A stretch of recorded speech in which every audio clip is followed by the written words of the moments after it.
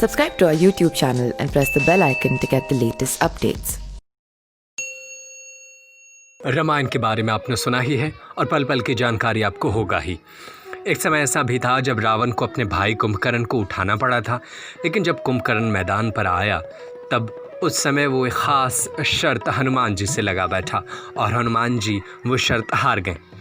लंका में युद्ध अपनी चरम सीमा पर थी। श्री राम की सेना आगे बढ़ती जा रही थी और रावण के अनेक महारथी रणभूमि में वीरगति को प्राप्त हो गए थे।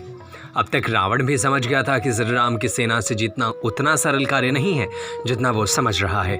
उसने अपने छोटे भाई कुंभकर्ण को जगाने का निर्णय किया।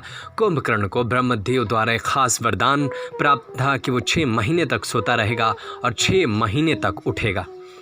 कुंभकर्ण जब नींद से जागा तो रावण ने स्थिति से अवगत कराया। इस पर कुंभकर्ण ने रावण को उसके कृत्य के लिए खरी खोटी सुनाई, लेकिन भाई की सहायता से वो पीछे नहीं हटा। जब वो रणभूमि में पहुंचा तो उसकी काया देखकर वानर सेना में खलबली मच गई।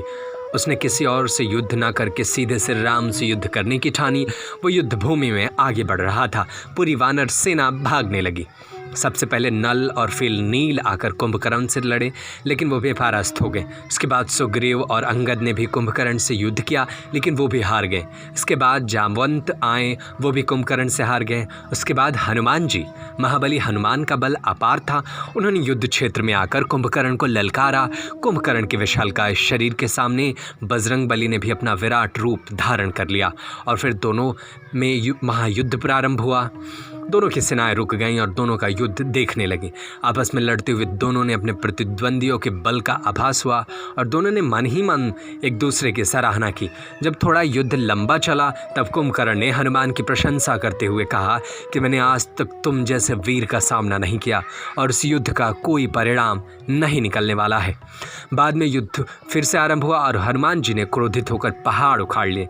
तब कुंभकर्ण ने हनुमान जी से कहा कि यदि मैं इस प्रहार से थोड़ा भी विचलित हुआ तो ये रणभूमि छोड़ दूंगा। और महाबली के इस प्रहार से कुंभकर्ण तनिक भी नहीं हिला। इससे हनुमान जी काफ़ी प्रभावित हुए और उन्होंने निर्णय लिया कि युद्ध तो श्री राम के हाथों से ही मृत्यु पाने के योग्य है। इसके बाद कुंभकर्ण का युद्ध लक्ष्मण और श्री राम से हुआ।